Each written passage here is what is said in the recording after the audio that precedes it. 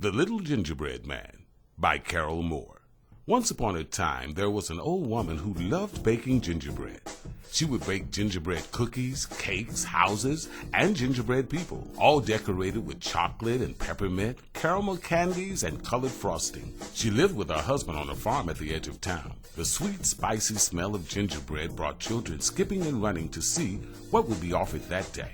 Unfortunately, the children gobbled up the treats so fast that the old woman had a hard time keeping her supply of flour and spices to continue making the batches of gingerbread. Sometimes she suspected little hands of having reached through her kitchen window because gingerbread pieces and cookies would disappear. One time, a whole gingerbread house vanished mysteriously. She told her husband, "Those naughty children are at it again. They don't understand. All they have to do is knock on the door, and I'll give them my gingerbread treats." One day, she made a special batch of gingerbread men because they were extra big. Unfortunately, for the last gingerbread man, she ran out of batter, and he was half the size of the others. She decorated the gingerbread men with care, each having socks, shirt, and pants of different colors. When it came to the little gingerbread man, she felt sorry for him and gave him more color than the others. It doesn't matter he's small, she thought. He'll still be tasty. Putting the rack on the kitchen windowsill, she left it there to cool and went to finish her laundry. The gingerbread men lay quietly, their frosted eyes gazing at the sky with its puffy clouds. At that moment, a voice came from nowhere. "Get up! Get up! Come with me!" Everyone looked to see who was speaking. It was a butterfly, flying just outside the window. Butterflies are naturally beautiful, but her wings were an exceptionally pretty marble blue. "Come with me," she urged again. The gingerbread men didn't react except to keep staring, all but the smallest gingerbread man, who jumped up from the tray and leaped off of the windowsill onto the grass below faster than you can say, "Hurry!" "Where are you going?" he asked breathlessly. "Away!" And before the butterfly had finished speaking, children appeared in the yard. Spying the little gingerbread man, they started shrieking with delight and began chasing him. "Stop! Stop!" they shouted. "We want to eat you!" But with his little legs churning, the gingerbread man only ran faster. He yelled, "I won't stop! Run! Run! As fast as you can! You can't catch me! I'm the gingerbread man!" And truly, those children could not catch him. Once out of their sight, he continued running until he had reached a pasture where two horses were grazing. He sat down on a rock near the fence. "Don't stop," said the butterfly, fluttering nearby. "I want to rest," he argued. That was a mistake, as one of the horses trotted over to the fence and whinnied. "Oh, you smell so good, little gingerbread man. Come over here so I can smell you better." The little gingerbread man shook his head, but suddenly the horse jumped the fence and began galloping after him, so he had to run even faster. He called out, "I outran children and I'll outrun you. Run, run as fast as you can. You can't catch me. I'm the gingerbread man." And truly, that horse could not catch him. The next time he rested, the little gingerbread man took care to lie against the grass, well off the road where no one could see him. "Everybody wants to eat me," he complained to the butterfly. "Do you want to eat me too?" Laughing, she answered, "I love the smell of gingerbread. It's better than my favorite flower, but I sip nectar, not gingerbread. Besides, you're my friend, and friends don't eat friends." Pleased to hear that he had a friend, the little gingerbread man was about to reply when again they were interrupted. A farmer's dog with a keen nose had come to investigate. Licking his muzzle at the sight of the gingerbread man, the dog said, "Excuse me for interrupting, but little gingerbread man, you look so good. Tired. Please stay a while and rest if you like." As the dog talked, he stepped closer and closer. The closer he stepped, the more nervous became the little gingerbread man. When the butterfly flitted from her grass perch in alarm, the little gingerbread man took off running, with the dog nipping at his tiny heels. He shouted, "I outran children, I outran a horse, and I'll outrun you too. Run, run, as fast as you can. You can't catch me. I'm the gingerbread man." And truly, that dog could not catch him. At last, the little gingerbread man and the butterfly reached a stream. It wasn't a very big stream unless you're a tiny gingerbread man.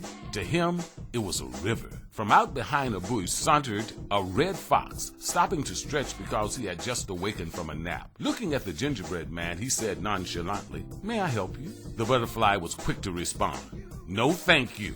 We're going to fly across this stream. We don't need your help. Smiling, the wily fox glanced at the butterfly before turning to the little gingerbread man. You're going to carry him? I've no doubt, Miss Butterfly, that you have good intentions, but you're only a bug. You can't carry anything anywhere, let alone this gingerbread man across the stream. You'll drop him, I guarantee it. The little gingerbread man was confused. He knew that his butterfly friend had good intentions, but could she really carry him? He doubted it. Her wings were so thin and delicate. The thought of him falling into the cold water and crumbling to damp bits was frightening. He said to the fox, I outran children, I outran a horse, and I outran a dog. Will you keep me safe and not eat me? Of course. The wily fox quickly assured him before the butterfly could object. I eat only meat, and I had a full meal just before my nap. Here, ride on my bushy tail. Let's go, before I change my mind. So the little gingerbread man climbed onto the fox's tail, and they entered the water. Unfortunately, the fox's tail began to dip into the water. You're too heavy for my tail, he said. Climb onto my back. The little gingerbread man did as he asked. But the water began creeping up the fox's back, forcing the little gingerbread man to climb higher to the fox's neck. That's not good enough, I'm afraid, said the wily fox. Climb onto my head. Now the little gingerbread man was terrified. But what could he do? He climbed to the fox's ears. Oh, little gingerbread man, you have to climb onto my nose, insisted the wily fox. Otherwise, I can't help you. Don't you see the water is getting even deeper? So the little gingerbread man reluctantly climbed onto the fox's nose. The moment he did, that wily fox tossed him into the air, opening his jaws wide with anticipation. The little gingerbread man's eyes rounded with fear because he knew he was going to be eaten. It didn't matter how fast he could run. But the little gingerbread man and the wily fox had forgotten about the butterfly. She swooped into that fox's jaws, grabbing her friend by one leg and rescuing him from an awful fate. She flew higher and higher until the stream and the fox were but dots on the landscape.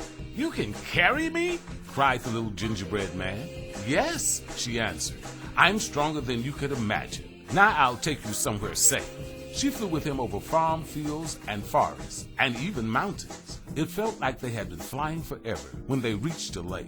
Its waters were calm like pale glass. There was an island in the middle of the lake lined with forest trees, and among the trees was where the butterfly took the little gingerbread man. She flew down, down, and down until they came to the foot of a pine tree. The little gingerbread man could not believe his eyes. Beneath that pine tree was the most beautiful gingerbread house. Through the front door of the gingerbread house came a gingerbread man and a gingerbread woman. Seeing the butterfly and her companion, they smiled excitingly, waving their gingerbread hands. Oh, what have you brought us? Cried the gingerbread woman. Evidently, she knew the butterfly very well. I think that's obvious, dear, said the gingerbread man. She's brought us a gingerbread boy. Do you realize that now we can be the family we've always wanted? It was true. The butterfly had intended all along to bring these three together. The little gingerbread man had not known that he was, in reality, a gingerbread boy.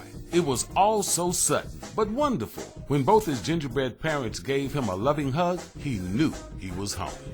The gingerbread family went inside their gingerbread house to celebrate, with the butterfly remaining outside on the roof. She was content just smelling the gingerbread and sitting there quietly, whether it was day or night. They all lived happily ever after.